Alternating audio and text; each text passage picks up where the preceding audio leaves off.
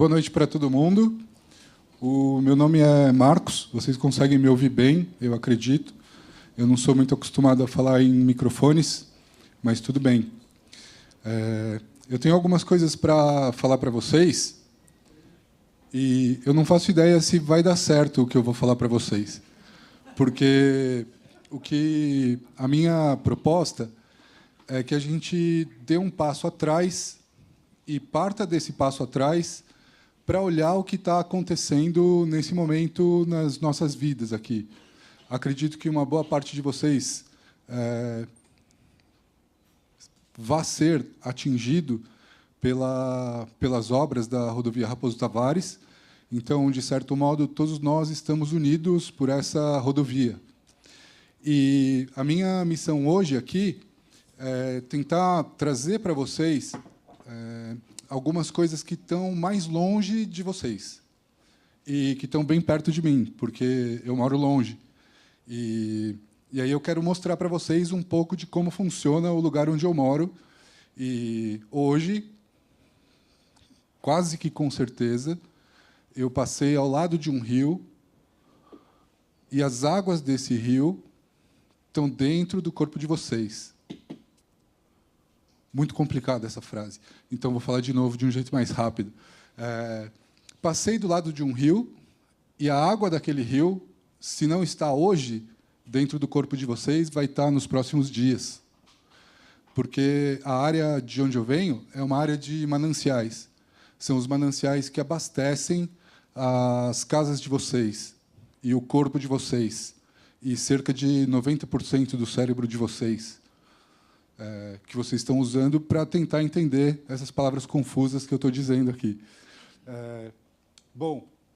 O que eu quero apresentar, né, se divide em 3 momentos. Então, o primeiro momento é uma reflexão do motivo pelo qual a gente está aqui, né, tanto como pessoas, como um coletivo de pessoas. Então, existe um motivo para a gente estar aqui. Então, é um prazer estar aqui falando com vocês e, ao mesmo tempo, é um desprazer estar aqui falando com vocês. O prazer é pelo encontro, né? É sempre bom poder falar com outras pessoas. Até gostaria de falar menos e ouvir mais. E o desprazer é porque, assim como a maioria de nós aqui, a gente gostaria de estar fazendo outras coisas, né? Coisas mais legais, música, arte, a família, brincadeiras, dormindo, ou qualquer outra coisa desse tipo. Então, é esse prazer e esse desprazer. Então, a primeira coisa que a gente vai fazer é tentar descobrir por que a gente está aqui. A segunda coisa que a gente vai tentar fazer é entender como funciona o sistema natural e humano onde a gente está inserido. Essa é a segunda coisa que a gente vai fazer. E aí a terceira coisa, eu quero dizer para vocês sobre os impactos que a gente vai ter, né? Tanto eu, que moro longe, como vocês que moram em outras regiões e vão sofrer os impactos e as consequências deles, né? Pode passar? Tá bom. Então, o principal motivo pelo qual a gente está aqui é que o sistema representativo que elege nossos governantes e tal não está funcionando direito. Então, a gente está aqui por conta de uma falha, né? Então, se esse processo tivesse sido discutido durante anos dentro de um ambiente, de um governo que planeja o que vai fazer nos próximos anos junto com as pessoas, a gente não estaria aqui, né?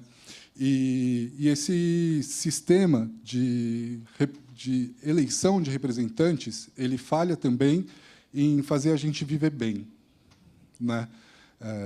A cidade de onde eu venho é uma cidade extremamente desigual. São muitas cidades dentro de uma cidade. Então, a gente tem um mundo urbano, periurbano, rural. A gente tem uma natureza ainda exuberante, né? E a gente tem diferentes tipos de periferias. Então, esse sistema, dentro dessa desigualdade, tem um motivo de ser, né? E ele falha. Para nós, para o bem viver, ele falha. Aí beleza? Então, ele falha, né, por alguns motivos, né?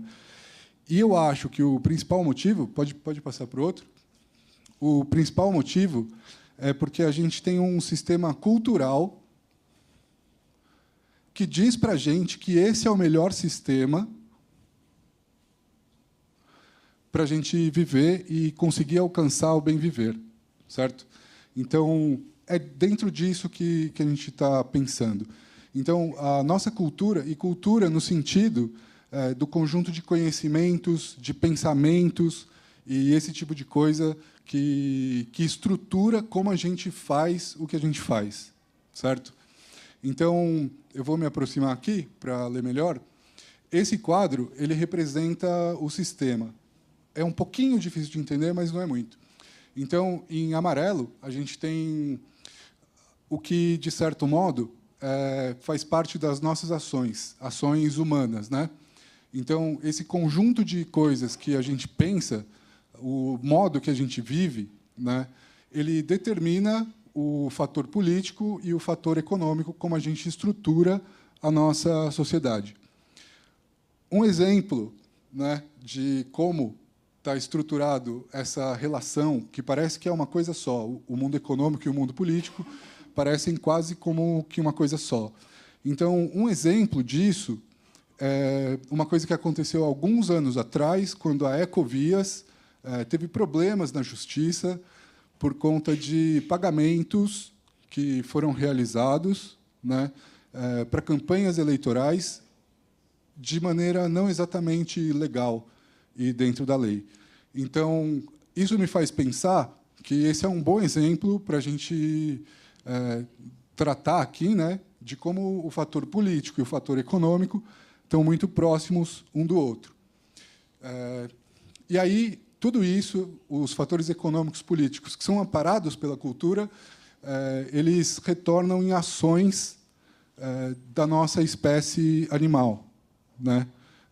Às vezes é chocante a gente dizer, eu já passei pela experiência de quase ser apedrejado porque eu disse que eu era uma espécie animal, um primata e tal.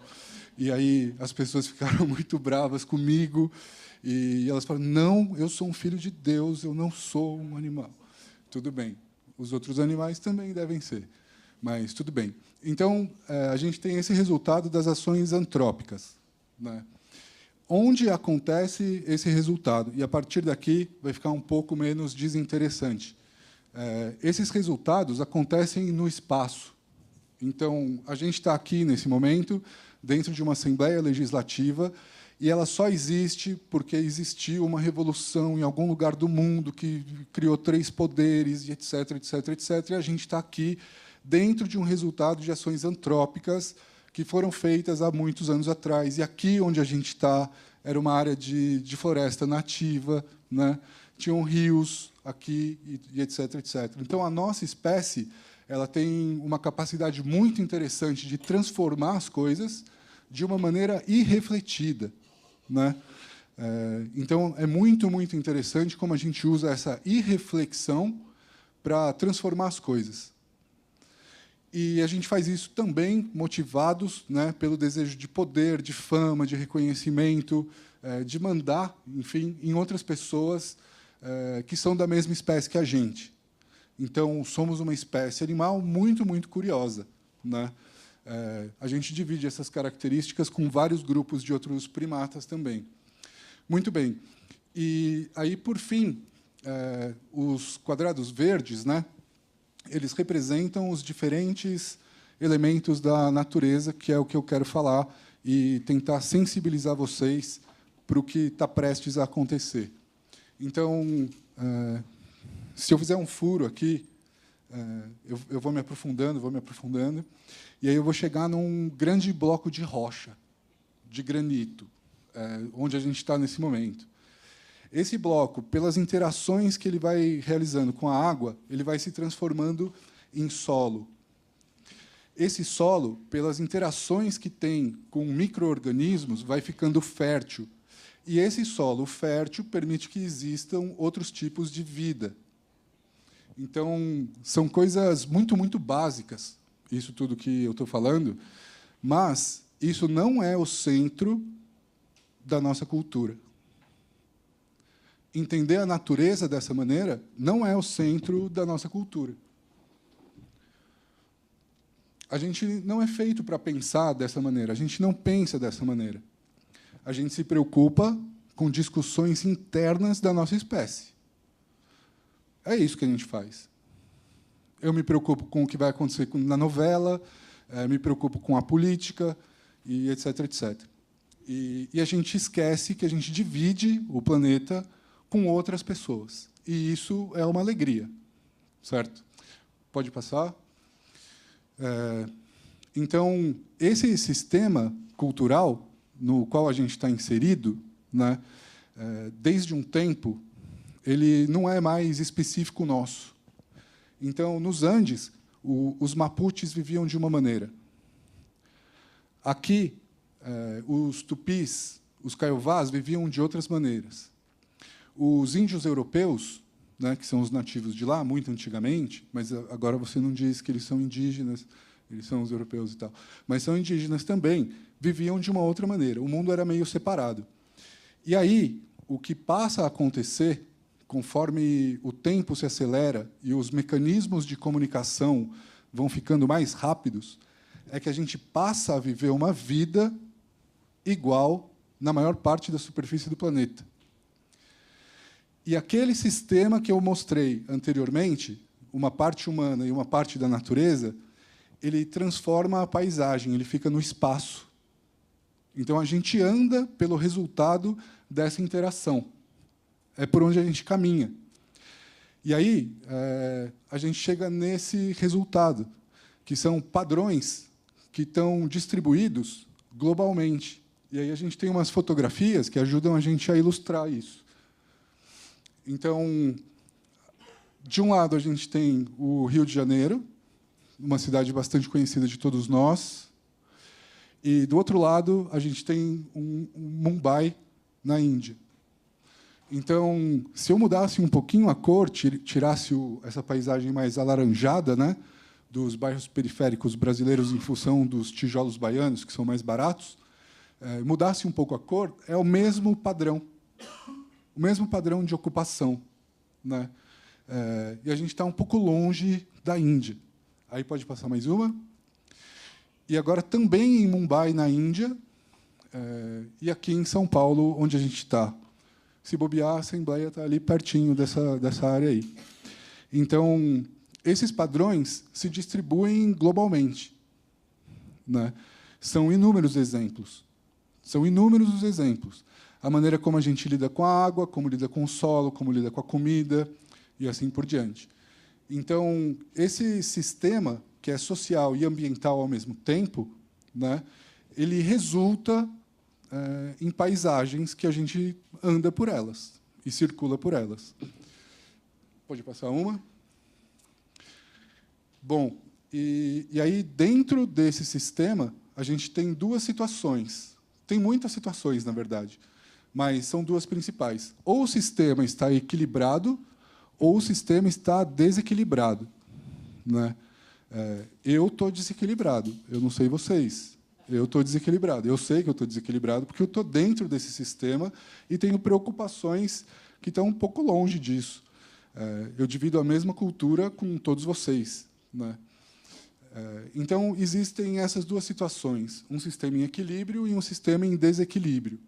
Aí pode passar mais uma, por favor? Se vocês moram na região do Butantã, em Cotia, em Budas Artes, Barueri, Vargem Grande Paulista, São Roque, nos últimos anos, vocês foram atingidos por ventos mais velozes do que costumava existir há 30, 40 anos atrás. Eu tenho 45 anos, então eu me lembro de ventos terríveis quando eu era criança já, mas os últimos ventos, eles não têm um registro na minha memória. Então, foram ventos muito mais intensos. Isso está associado as mudanças climáticas globais, mas aqui, espero que seja uma novidade, existem mudanças climáticas que são regionais. E a gente não discute essas mudanças climáticas regionais. E sabe por que a gente não discute? Porque, com relação a elas, a gente pode fazer alguma coisa, porque elas são regionais.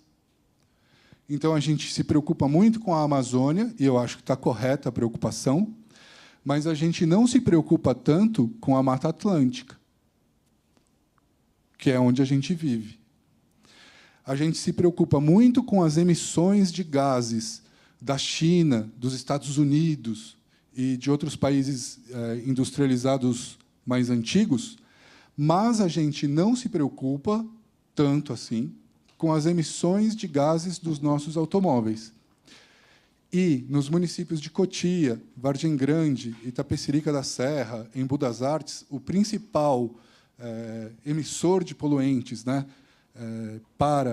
que contribui para o aquecimento global, e etc., são os automóveis, disparado. É a queima de combustível fóssil.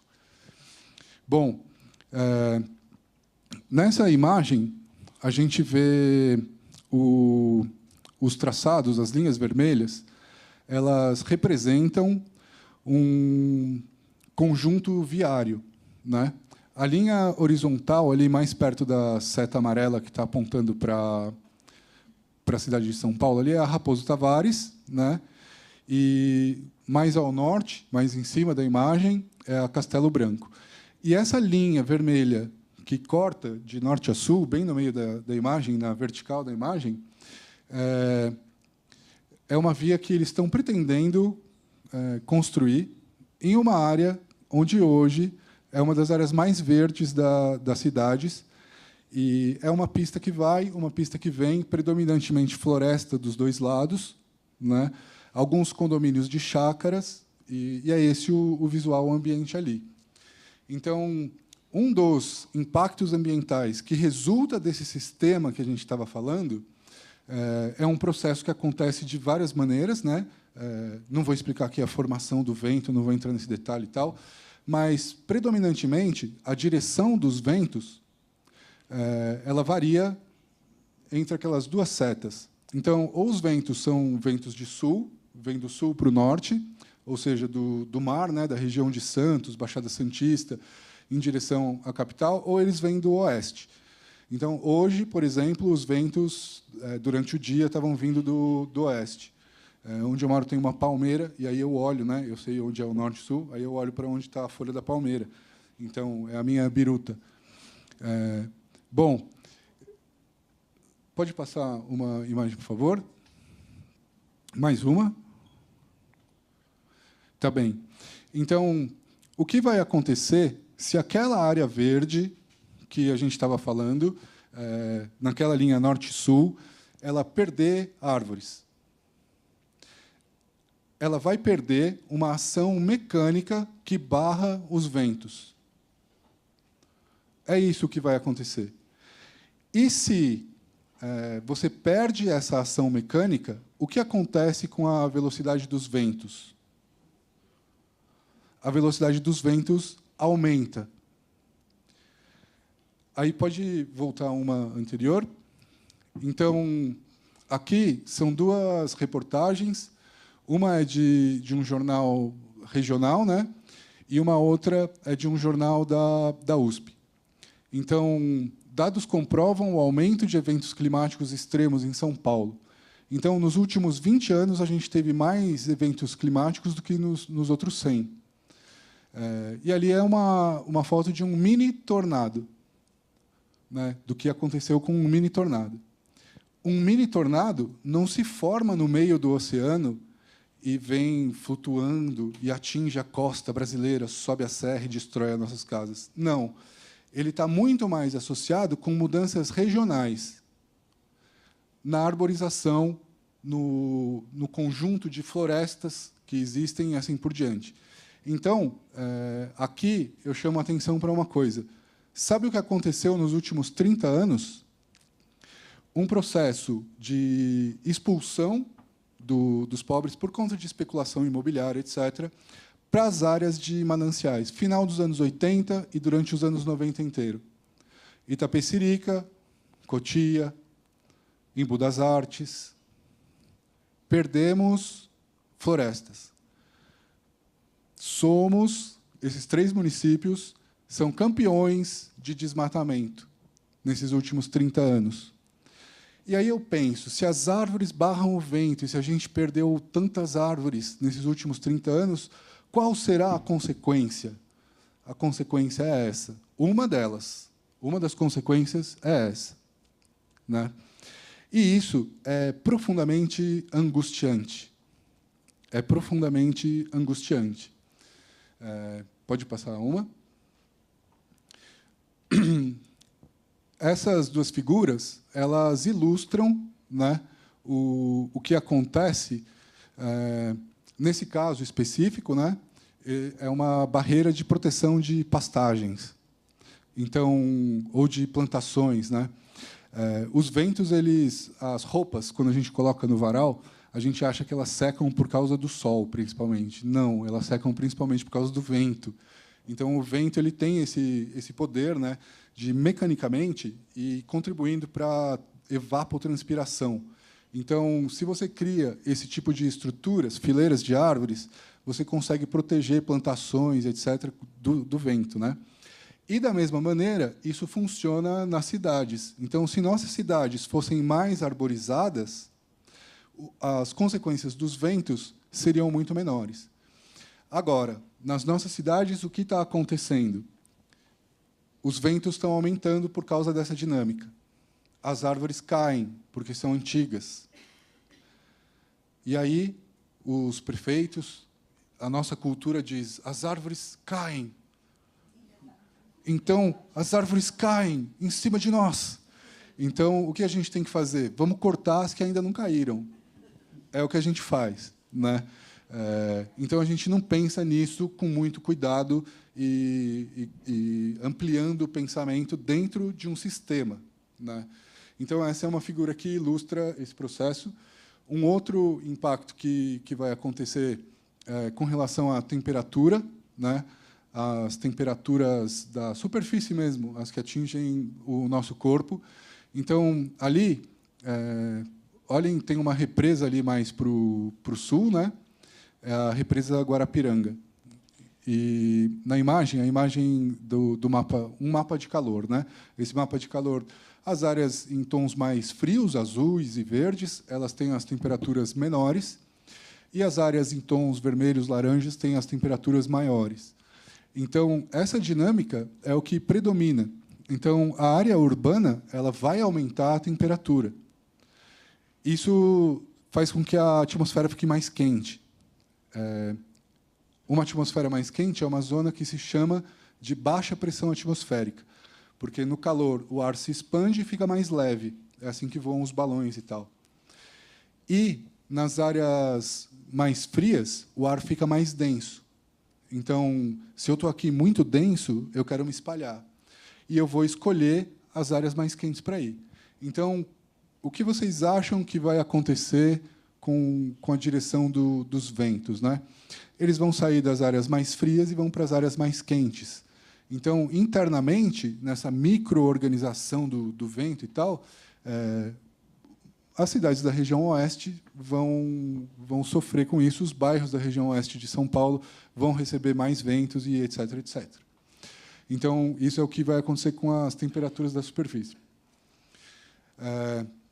Depois, a gente tem uma situação que é o que vai acontecer com as chuvas. Os modelos matemáticos que o nosso colega explicou para a gente, eles não mostram com certeza o que acontece em São Paulo em função do aquecimento, das mudanças climáticas globais. Eles não mostram isso. Então, a gente tem muita influência do El Niño, do Laninha. Então, em um ano acontece uma coisa, no outro ano acontece outra coisa, etc, etc. Mas a gente sabe que, mais ou menos, de 12 em 12 anos, a gente tem grandes períodos de seca. Isso a gente sabe, né? A gente sabe disso. Então, a gente teve um período de seca grande, volume morto, essa época, acho que a gente estava todo mundo vivo aqui. A gente lembra disso. Nossa, vamos beber água do volume morto. Sim, bebemos essa água. E estamos aqui ainda, de algum jeito. Mas o volume morto, e ele está por aí, um espectro da sociedade, é o volume morto. Bom, e aí, tá bom, vamos pensar ali. Essa imagem, gente, ela mostra uma oposição, né? Então, você tem uma área mais verde nessa imagem, tem uma área menos verde. Então, essa área mais verde é a região de mananciais. E ali tem uma mancha bem verde que tem uma represa no meio, onde o Fábio está apontando com o mouse. Essa área ela é conhecida como Reserva Florestal do Morro Grande. E se vocês observarem aquela linha vermelha próxima à Reserva Florestal do Morro Grande, né, é onde vai passar o traçado de uma ligação da Raposo Tavares com 2 pistas que vão e 2 pistas que vêm, principalmente para ser um centro logístico onde vários caminhões vão circular. Então, esse é o projeto da Nova Raposo para aquele pedacinho. A gente vai olhar isso um pouquinho mais para frente, com mais detalhes. Bom, a água da chuva, quando ela cai, né, algumas coisas acontecem com ela. Então, se eu estou numa floresta, as folhas das árvores vão receber essa água da chuva. Já passei por essa experiência de estar no meio da floresta, começa um temporal e não chove em cima de mim, porque a água fica na copa das árvores. Então, uma floresta ela protege o solo das gotas das chuvas. Se você olhar um terreno, um terreiro, e o que acontece na chuva são microexplosões. A gota cai e causa uma explosão, ela desagrega o solo. E aí, esse solo fica mais fácil de ser carregado e levado embora, né? Então, a floresta protege o solo. Se você impermeabiliza o solo, a água não infiltra, ela escorre. O escoamento superficial, a água escorre.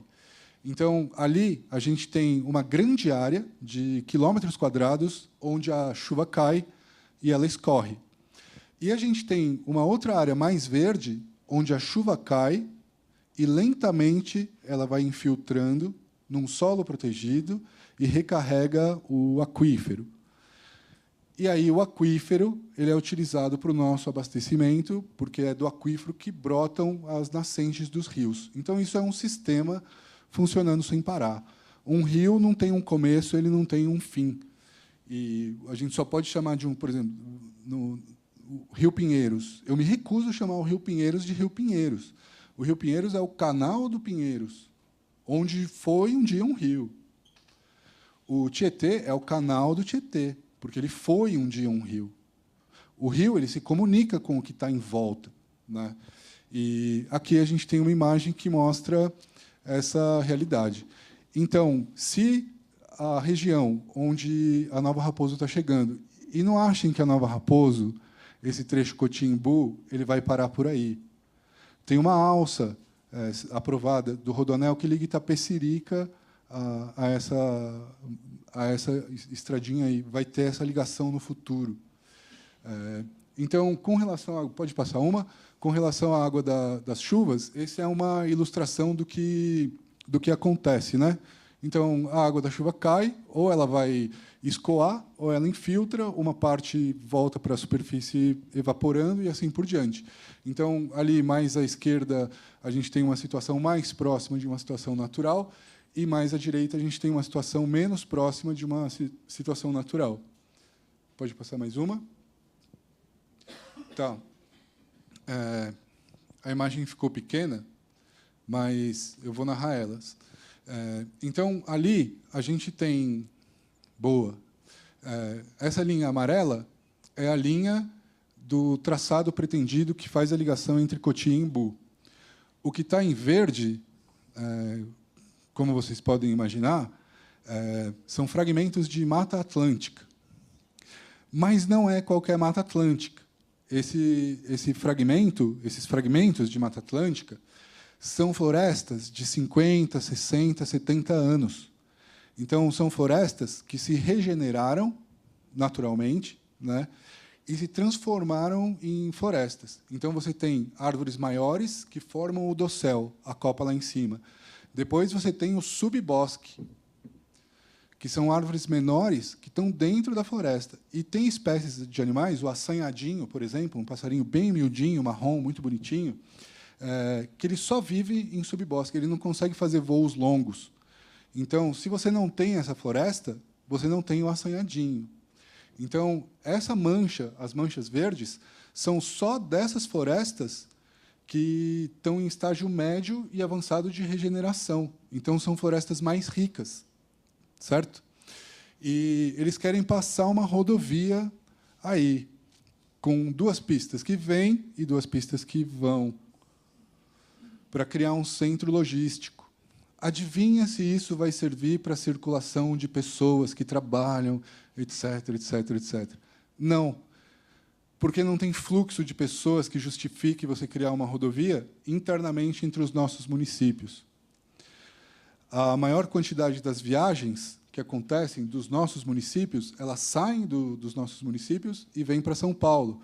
E uma outra quantidade grande sai de bairros do nosso município e vai para a região central dos nossos próprios municípios, ou para as áreas industriais. Então, não existe uma circulação grande de pessoas entre uma cidade e outra, né, para criar uma rodovia desse tamanho nessa área. A metade sul é uma área, se você pega aquele entorno ali de 3 quilômetros, né, que são aquelas linhas pretas, mais ou menos do sul, do meio da linha amarela para o sul, são áreas legalmente protegidas que pertencem à bacia hidrográfica da Guarapiranga. Mais do que isso, essa área é a área mais alta da bacia da Guarapiranga. Nas áreas mais altas é onde se concentram a maior quantidade de nascentes. Nascentes de água. Água que abastece a gente, nosso corpo. Nesse cálculo assim, muito preliminar, são cerca de 354 nascentes, se eu não me engano. Um número próximo disso, próximo de 345, 354. 345. Então, dentro dessa área que está anotada com uma linha preta, né, esse é um impacto assim, mínimo. Pode voltar só uma, por favor? Ali, eu coloquei, não por acaso, uma outra imagem, uma fotografia. Então, você tem o traçado de uma rodovia, naquela imagem de satélite que está ali. Você tem norte-sul, né? Uma rodovia, e aí, de um lado ou de outro, de um lado... Não entendi. Não, essa é uma imagem da Amazônia. Os padrões se repetem. Os padrões do sistema se repetem. Então, a mesma coisa que está acontecendo, aquele processo ali, você abre uma via principal e depois vai abrindo vias laterais. O que vocês acham que vai acontecer quando eles instalarem uma rodovia ali? Tudo bem, é a rodovia, a gente constrói passagens de fauna, então os animais passam por cima ou por baixo da rodovia, e nada mais vai acontecer. Não, os padrões se repetem. A especulação imobiliária que aconteceu no entorno da represa Guarapiranga está em curso nessa região. Então, eu tenho defendido, apesar de não ter nenhuma prova, porque eu não participei de nenhuma reunião secreta, mas eu tenho defendido que esse projeto é um projeto de ocupação. Você não está fazendo uma rodovia para escoar um fluxo de pessoas. Você tem a rodovia Raposo Tavares, você tem outros galpões, você já tem áreas industriais. Então, por que você vai fazer uma rodovia nesse lugar? A não ser que meus amigos tenham comprado todas as terras aqui, eu não vou fazer uma rodovia ali. Então, eu tenho defendido que essa é uma nova franja da especulação imobiliária. Mas é só uma suspeita, eu não tenho comprovação, não quero ser processado por causa disso. Aí pode passar mais uma, por favor.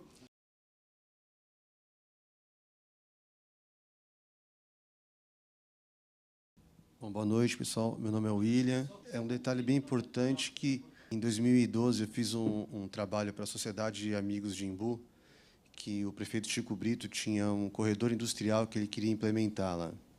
A gente fez um trabalho, fez uma avaliação ecológica rápida, e ali constatou-se que é um grande corredor ecológico que interliga a mastofauna, médios mamíferos, da APA Embu Verde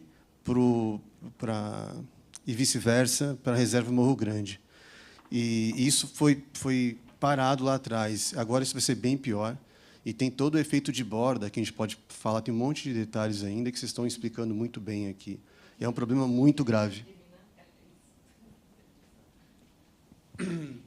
Eu me lembro, era uma alteração no plano diretor para criar uma zona corredor industrial atravessando a APA Embu Verde. Esse traçado atravessa uma área protegida que existe em Embu das Artes, que é a APA Embu Verde. É uma das poucas APAs. Uma APA é uma unidade de conservação, é uma área protegida que depende das pessoas, cara. Se você não tem pessoas vigiando, cuidando, olhando, um conselho da APA ativo, a APA não funciona. Então, ali funciona, e tem funcionado durante muitos anos. Então, bom, esses são alguns dos impactos que vão acontecer, né? Então, são 280 mil, mais ou menos, metros de rios que correm risco, que são limpos e vão passar a ser poluídos. Essas nascentes, aproximadamente 50 quilômetros de florestas nesse estágio sucessional de médio para avançado. Impactos na chuva, no escoamento superficial, na recarga dos aquíferos, fauna, flora, perda de qualidade de vida, aumento da temperatura e assim por diante, né? E tem vários outros impactos que vêm associados a isso. Aí pode passar mais uma, eu já estou terminando. E aí pode parecer, né, muito diferente para a gente, porque a gente está aqui numa metrópole, a gente vive nas cidades e tal, mas cada um desses amigos nossos aí são nossos compatriotas de mundo, eles dividem o planeta com a gente, eles existem naquela região. Então, a gente tem a anta, que eu já tive o prazer de ver muitas vezes, eu moro bem no meio do mato mesmo. Aquele gavião é um gavião pega-macaco, é um bicho absolutamente bonito, né? Ele tem esse nome porque ele realmente pega macaco. A onça parda, né? Aquele que parece um cachorrinho é o graxaim, ou cachorro do mato. Ele costuma andar em bando, então ele fica rosnando para você se você encontra com ele no meio do mato. O veado, a garça, a ariranha, cotia, né? Que também é um animalzinho muito interessante, fora os insetos e outros seres que convivem com a gente. Na Reserva Florestal do Morro Grande, uma vez eu estava ali andando em volta dela, e numa estrada de terra, e aí eu vi um pontinho brilhando. Eu achei que era um vagalume, e fui chegando mais perto. Poderia ter me dado mal, né? Vai que, sei lá, uma serpente inventou uma luzinha para me pegar. Mas me senti atraído e fui lá. E era um fungo bioluminescente. Essas coisas existem, né? Eu não sabia o que era. Depois eu fui pesquisar e aí encontrei. Era um fungo bioluminescente. Então, tem várias coisas que estão aqui pertinho da gente, esses nossos camaradas e vários outros, que vão sofrer as consequências desse projeto. Então, além de nós, tem essa turma também. Eu não posso dizer que eu falo em nome deles, mas eu penso neles, eu convivo com eles. Às vezes encontro um ou outro. Então, esses animais também vão sofrer. Eu acho que está bom pelo meu tempo, né? Isso. Espero ter sensibilizado vocês, né, e mostrado uma coisa que é nossa, né? Isso tudo é nosso, é essa área que a gente está perdendo para o projeto Nova Raposo. Muito triste.